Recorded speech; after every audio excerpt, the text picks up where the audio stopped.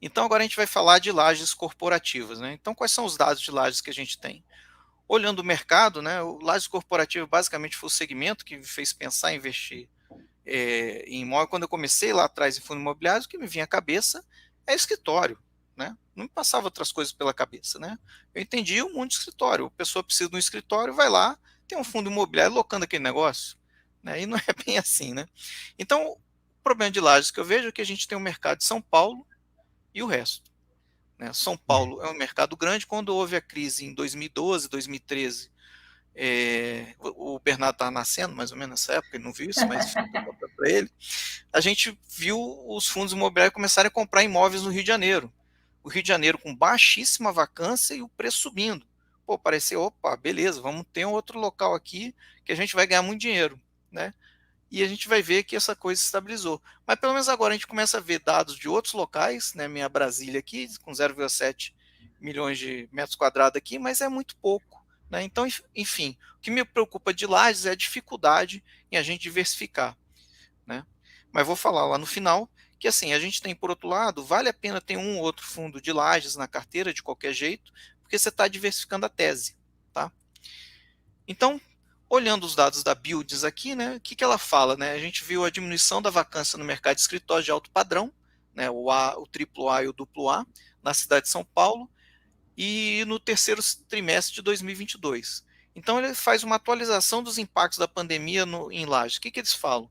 Que o home office, ele, que foi uma realidade, né, nos anos anteriores, ele foi perdendo a força, né, e foi sendo substituído pelo modelo híbrido, pelo menos de trabalho, quando não abolido de vez, que é o mais comum, né. Ela fala que houve uma devolução de lajes com espaços maiores que 500 metros, então os grandes locatários ali foram saindo dos imóveis, né. Eu abro exceção aqui para Faria Lima, que a Faria Lima a gente viu todo mundo voltar, né, e locações todas acima de 500 metros quadrados. A Builders fala que eles foram substituídos por ocupantes que ocupam um espaço menor de 500 metros quadrados, mas voltou a ocupar, né?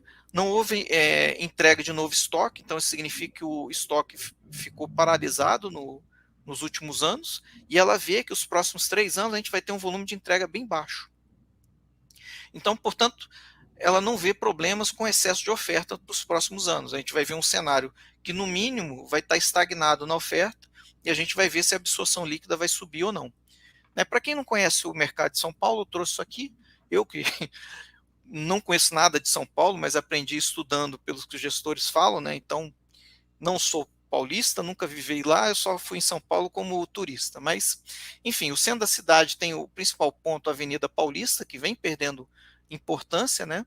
A Faria Lima se consolida como principal segmento de lajes corporativas do Brasil, né? Já há 2 décadas. Né, e toda a região em volta da Faria Lima, né, Pinheiros perto da Faria Lima, Jardins, e principalmente, né, o Itaim, JK e a Vila Olímpia, né, são regiões mais caras do Brasil para você locar uma laje. Tá? À medida que você vai indo para o sul de São Paulo, você vai vendo o preço cair. Então a Berrine, perto da Vila Olímpia, ela tem um preço. O fim da Berrine, perto da Chucre Zaidan, já é mais barato. Idem para Chucre Zaidan, perto da Berrine, é mais caro do que ao sul da Chucre Zaidan. E a Chucre Zaidan a gente vai ver que concentra grande parte dos imóveis de São Paulo, AAA e AA. Bom, olhando os dados da Buildings aqui, ali é da Silas, o mapa anterior, né, a Buildings está relativamente otimista, né? Atualmente a gente tem a vacância média de lajes em São Paulo de 19,9%, né, praticamente 20%. Eles colocam que a entrega nos próximos anos vai ser bem baixa e a absorção mais do que o dobro da entrega. Então, se continuar nessa perspectiva deles, a gente vai ver a vacância chegar a 7,4% de média em São Paulo, uma taxa baixíssima, né? E óbvio que a gente vai ver os preços subirem. Então, a Build está relativamente otimista em relação ao mercado de lajes, mas principalmente porque a entrega vai ser baixa. E a gente vai ver, o mercado de lajes não é igual de logística, né? Ele demora a construir, né? Logística você faz um galpão em 6 meses, né? O que depende é você ter as licenças ambientais, que pode demorar até 2 anos, mas o galpão mesmo, 6 meses, se você já tiver a licença, já consegue construir. Um prédio, você vai levar uns 3 anos para fazer. Tá? Então, por isso que a entrega lá ela é retardada em relação ao movimento. Então, de vez em quando, você começa a entrega quando o mercado está superaquecido e quando você vai entregar, o mercado está embaixo, e vice-versa. Então, a gente está vendo o lado contrário. A gente não tem perspectiva de entrega e a absorção, a Builds pensa que vai se manter num nível relativamente alto em relação à entrega e a vacância vai cair a 7,4%. Se cair, o preço vai subir bastante. Em relação ao preço médio, né, a gente vê, não é surpresa nenhuma, JK e Faria Lima lá em cima, né, a região de Pinheiros, aquela próxima a Faria Lima, Vila Olímpia. Eu não consigo ler o que está aqui em vermelho, minha visão não me permite mais. A Paulista, Avenida Paulista. Eu só enxerguei o final aqui do Ista, já deduzi. Mas enfim, já num preço mediano, né? Mas a gente vê a Faria Lima subindo mais de preço, ela vai passar a JK com certeza. Agora, o grande estoque, veja pelo tamanho da bola, é a Chucre Zaidan. E a Chucre Zaidan é um termômetro do que vai acontecer em toda São Paulo. Por quê? Porque ela tem muito estoque, ela está com a vacância alta, mas a vacância vem caindo. A gente vai ver, 2 slides aqui para frente, que a Chucre Zaidan foi que teve mais absorção. Teve mais absorção aqui, né? E a Faria Lima, apesar de ser bem pequena em relação a Chucre Zaidan, com uma absorção bem grande. Faria Lima você não encontra mais espaço de 500 metros quadrados. Né? Na verdade, a Faria Lima só não zerou a vacância porque você não, o que tem lá de espaço livre são espaços de 280 metros quadrados e tal, que seriam para empresas menores. Só que o preço está muito alto para elas. Por isso que ela não zera a vacância. Mas ela está zerada em espaço grande. Tá? Então, assim, por outro lado, a gente vê a região mais ao sul de São Paulo, né, como Santo Amaro e Santo Antônio, Chácara Santo Antônio, né, e a Marginal, que o Bernardo fala melhor que eu aí, o lado errado da Marginal aí, com preço baixo, dificuldade em locar, vacância alta, um problema sério aí. Mas a perspectiva é que a Chucre Zaidan baixa o preço e ela é tão importante que ela influencia a vacância lá em Barueri, lá em Alphaville, né, porque muita gente sai de Alphaville e vai para Chucre Zaidan, que tem imóveis AAA excelentes em São Paulo. Né? E depois faz o movimento contrário quando o preço começa a crescer. Mas o que está acontecendo na Chucre Zaidan, esse termômetro que eu estou falando? Atualmente a vacância está em 32,76%, uma vacância alta ainda, tá? Mas ela está caindo. A Faria Lima, veja, com vacância de 5,07%, JK com vacância 5,99%, Pinheiros, 4,56%. Avenida Paulista, lá o final do centro, com 5,83%. Vila Olímpia, 10,32%. Vila Olímpia que tem uma região também que não é tão importante, que não é tão perto ali, não é grudada, vamos dizer assim, na Faria Lima. Né? Itaim Bibi, com vacância 3,27%. Então você vê que toda essa região vai ganhar preço, não tenham dúvida. Por outro lado, né, tem a região de Santo Amaro, muito complicada, quase 50% de vacância, né, o preço lá embaixo. Né, essa região é mais complicada de São Paulo. Né, a Chácara Santo Antônio com 37,34%. São as discrepâncias. Por isso que a gente fala da importância de entender a microrregião paulista. Né, e a vacância tem que olhar naquela microrregião. Então é isso que importa na hora que a gente vai estudar aqui. Mas não conta para os outros, não. É só segredo nosso aqui. Então, olhando aqui o perfil dos tomadores de espaço, né, a gente vê, curiosamente, né, que é o e-commerce, né, os principais locadores, com Google, Shopee e Kavak. Confesso que eu não conhecia a Kavak, tive que dar uma olhada do que se tratava. Né. A Chucre Zaidan foi a região, como a gente viu lá no outro gráfico, de maior absorção bruta. Né, isso é interessante, ela está correndo bem com o tempo agora, a gente está vendo essa vacância cair. Né, e aí vem uma pergunta respondida até pelo Giancarlo, que eu tinha anotado lá, coloquei aqui. Né, então dou o ganho aí para a Sila como essa resposta.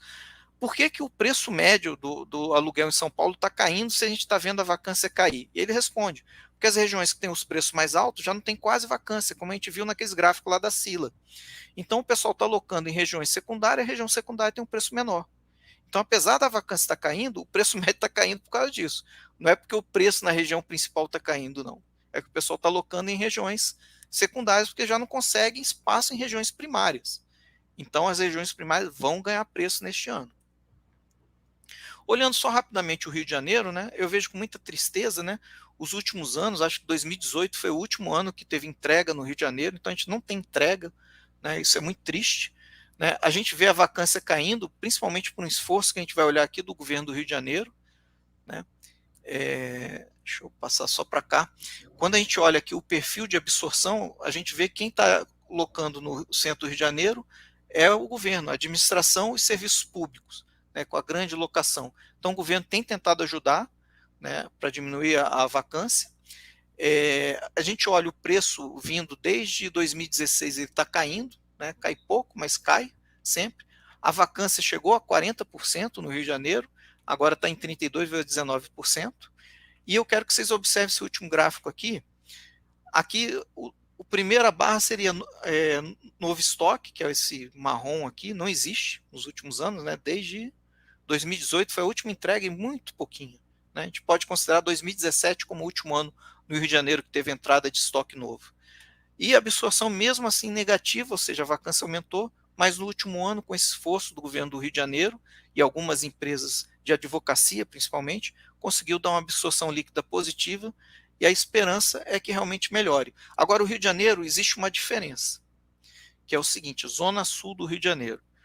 Quem conhece o Rio de Janeiro lá, aquela região lá do Flamengo, Botafogo, tem alguns prédios comerciais lá, sabe que é muito difícil locar lá, né? O preço é alto e a vacância é baixa, historicamente. Tá? E mesmo na situação terrível do Rio de Janeiro, lá é um ponto que a gente vê literalmente fora da curva. Né? Enquanto que o centro do Rio de Janeiro, que tem o maior estoque, não aumenta, né? A gente não consegue ganhar preço e a vacância ainda está alta, né? E concorrendo com o Porto, que veio nas Olimpíadas, né, para piorar a situação do centro do Rio de Janeiro. A Barra da Tijuca, o pessoal do Rio de Janeiro, que sempre foi muito bairrista, né? Eu passei minha infância no Rio de Janeiro, né? O Rio de Janeiro era Guanabara, né? Não existia, quer dizer, Brasília já tinha sido criada desde a década de 60 lá, mas o Rio de Janeiro é Guanabara. Barra da Tijuca é Barra da Tijuca, meu irmão. Então, é outra coisa aqui. Então, assim, o preço na Barra da Tijuca é diferente, a vacância está alta. Então, também tem sido o mesmo problema parecido com o Rio de Janeiro. O destaque é a Zona Sul. Tá? Então, quando vocês olharem seus imóveis lá, verifique se ele está na Zona Sul, é outro mundo no Rio de Janeiro. Olhando a Sila, né, ela está levemente otimista, né, ela acha que a vacância vai cair nos próximos anos, chegando a 26% em 2025. Né? E interessante é o seguinte, a gente vai ter novas entregas agora, em 2025 a gente vai ter uma entrega relativa, mas eles consideram que a absorção vai ser maior que a entrega ainda. Isso eu achei muito interessante. Na verdade, a absorção líquida é a última barrinha. Né? Então, se isso realmente ocorrer, vamos começar a ver a vacância no Rio baixar de 30%, chegando a 26%, ainda alta, né, em relação aos 15% como limite de equilíbrio, mas já bem razoável. Né? Então, o resumo de Lajes que eu faço é que, devido à baixa entrega, né, a gente tem uma situação relativamente positiva para os próximos anos. Né? Vão ficar observando a Exuc Zaidan, que é o termômetro lá de São Paulo. Né? O Rio de Janeiro vai ter essa melhora, porque não tem essa entrega, mas eu queria falar de uma coisa final. Né? Eu, quando comecei a investir em fundos imobiliários, sempre pensei em Lajes. Lajes, lá nada vinha na minha cabeça. Eu nem sabia que existia fundo de shoppings. E, na verdade, né, acho que nem existia na época mesmo. Mas, enfim. E hoje eu tenho uma visão totalmente diferente. Eu acho que Lajes tem um problema da dificuldade de diversificar geograficamente. Então, assim, na minha opinião, na minha carteira, não é para ter muitas lajes. Apesar que minha carteira é pulverizada, eu tenho muito de tudo. Tá? Mas se eu fosse um investidor com recursos mais moderados e tal, Lajes entraria na minha carteira, mas com pouquíssimos ativos, tá? Então é isso que eu tinha a falar de Lajes. Vamos ouvir aí o resto da galera aí. Não, show de bola. Cara, Lajes, né? É engraçado isso. Eu acho que é o setor que inicialmente chamou a atenção de boa parte dos investidores, né? Foi o que trouxe, foi o chamariz, assim, né? E eu penso que cada vez é mais isso para mim, né? Lajes é extremamente atrelado a ciclo imobiliário, ciclo econômico. Cara, enquanto o PIB não melhorar, enquanto a gente não sair desse cenário, né, mais complexo, a gente não vai ver o segmento realmente tomando a proporção que tinha antes, né? O ponto muito positivo é que a gente não tem entregas tão relevantes como você mostrou nos gráficos e como a gente teve, né, em outros momentos, né? Quando a gente entrou no período de recessão, a gente tinha muita entrega pela frente, aí de fato a vacância, né, passou dos 25% dado momento. Você tocou num ponto, até tá no seu último slide aí, muito legal, né? vacância na Chucre começa a ceder e ela é termômetro. E olha que legal, né? Semana passada a gente teve um anúncio lá no BRCR de locação na Chucre no Diamond, né? De 4 mil metros quadrados, cara, uma locação muito robusta, né? E exatamente essa, a gente não tinha combinado nada, né? Óbvio, essa postagem que eu fiz no Instagram. Que termômetro bacana para os fundos de lajes corporativas, porque isso começa a mostrar que outras regiões, né, saindo da Faria Lima, saindo da JK, começam a realmente ter nova absorção. Como você falou, né, a região da Chucre é onde tem mais ativos Superway. Existe uma perspectiva de que outros setores que não financeiro migrem para a região da Chucre para poder se utilizar desses ativos, aí vindo também a questão de externalidade, né? Aí a gente precisa ter melhor infra, né, em volta desses ativos, mas de repente o que a gente viu na Faria Lima, né, quando os ativos saíram da Paulista, saíram do centro, vieram para cá, para a Faria Lima, de repente a gente pode ver daqui 20 anos acontecendo esse movimento para Chucre, né? E muito dessas casas sempre falam isso. Tem empresas que precisam estar na Faria Lima, mas tem empresas que não precisam estar na Faria Lima, né? O Daniel Caldeira, é fantástico também, sempre fala do exemplo da Goodyear, né? Chegou um dado momento que a Goodyear tinha escritório na Faria Lima. Peraí, mas uma empresa de pneu, por que ela precisa estar na Faria Lima? Para ela não faz sentido nenhum. E aí, quando a gente começa a ter retomada de preço, opa, isso aqui não faz sentido. Eu estou aqui, eu vim aqui com um peixe fora d'água, agora eu volto para um espaço muito mais barato, né? Então, acho que isso é extremamente interessante. Lajes, se localização vale para tijolo, Lajes vale 100 vezes mais, né? Por isso que eu olho para o PVBI e eu brinco, né? Que já até brinquei com o gestor, daquele quadriláterozinho que ele gosta, né? De atuar ali, que é aquela região de Pinheiros, que pega ali realmente entre a JK, entre a Faria Lima, entre a Paulista, pega um pouquinho da Rebouças ali. Cara, é aquilo, né? É ali que ele quer performar. E aí, quando a gente olha, né? Estratégia também, tem falado bastante disso no canal.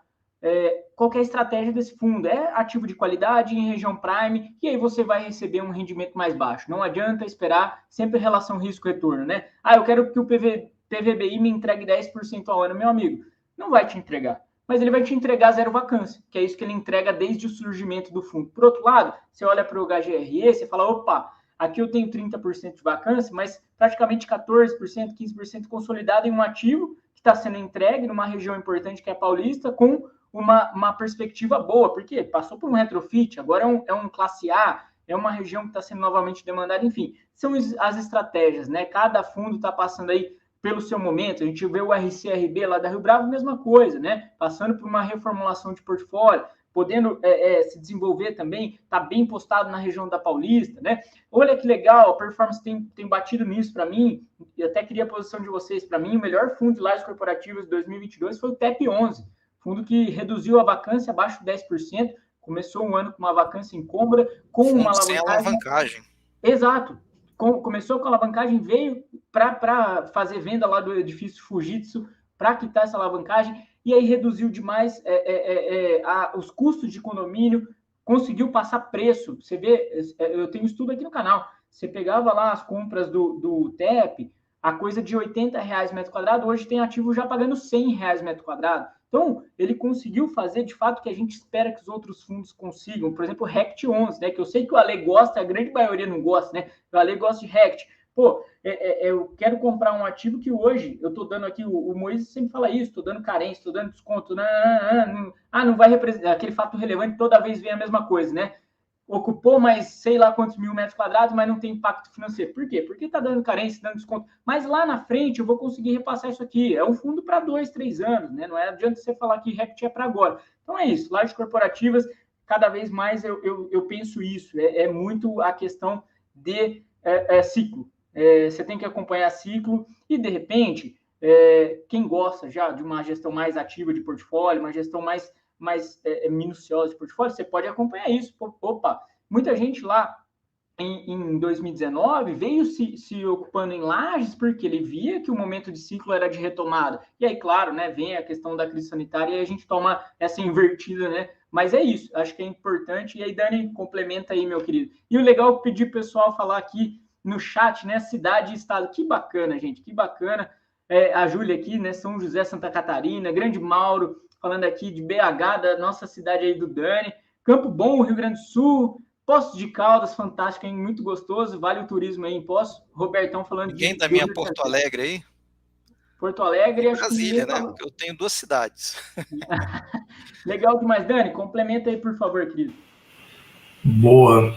Cara, eu tava aqui rindo aqui, eu tava refletindo, será que dá pra gente saber quando que a pessoa começou a investir olhando a carteira dela, né? Assim, porque assim, será que o ciclo, né, interfere em como que a carteira dela está composta? Muito provavelmente se eu tivesse começado a investir ainda antes, talvez eu tivesse muito mais lados comparados. Eu tava aqui rindo aqui, assim, né?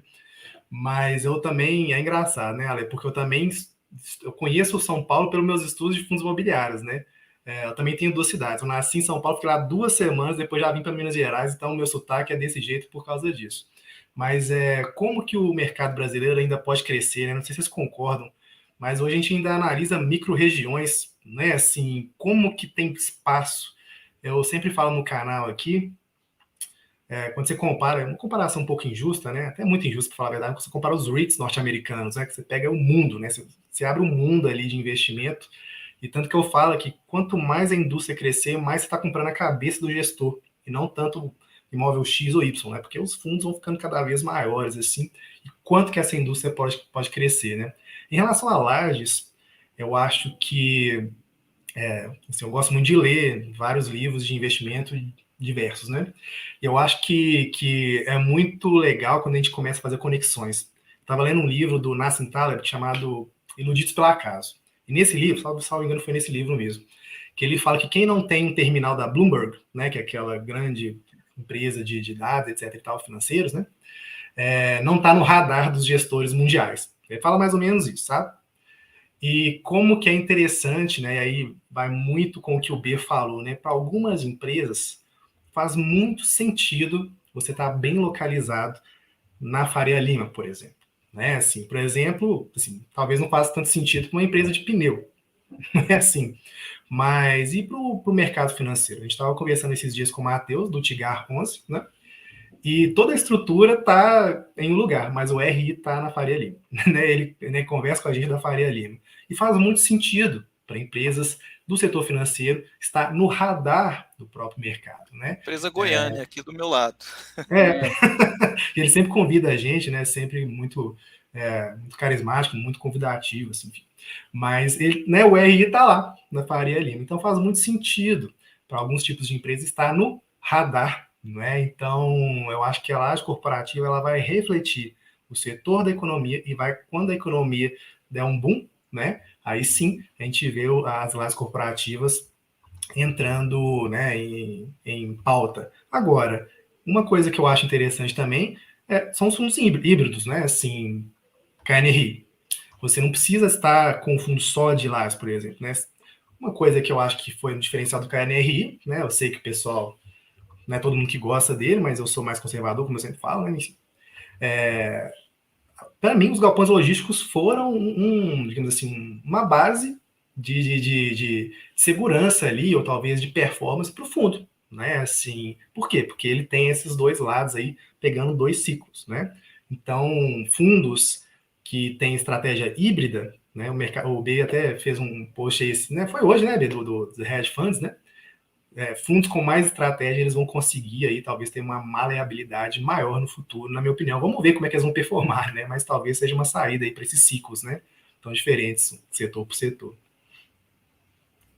Show de bola. Maravilha.